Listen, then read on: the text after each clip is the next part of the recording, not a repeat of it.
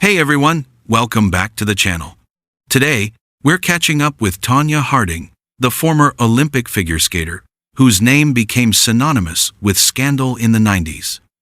After all these years, many want to know, where is she now? Let's break it all down.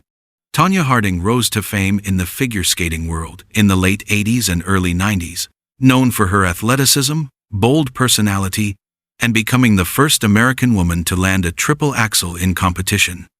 But her legacy shifted in 1994 after her rival Nancy Kerrigan was attacked, a crime for which Harding admitted to hindering the investigation.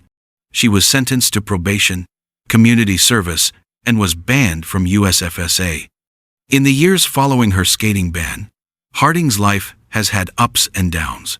She faced legal troubles, released a controversial tape, appeared on reality shows, and publicly revisited skating in interviews.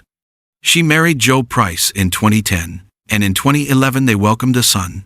She's also reunited with some of her former coaches and occasionally posts videos of her skating. Where is Tonya Harding now?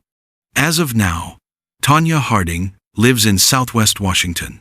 She describes herself as a busy working mom, holding custodial jobs for businesses while juggling family responsibilities. She has also re-emerged online. In 2025, she joined the social platform X to reconnect with her audience, posting a video greeting fans. She still skates in her free time, returning to the ice occasionally when she wants to.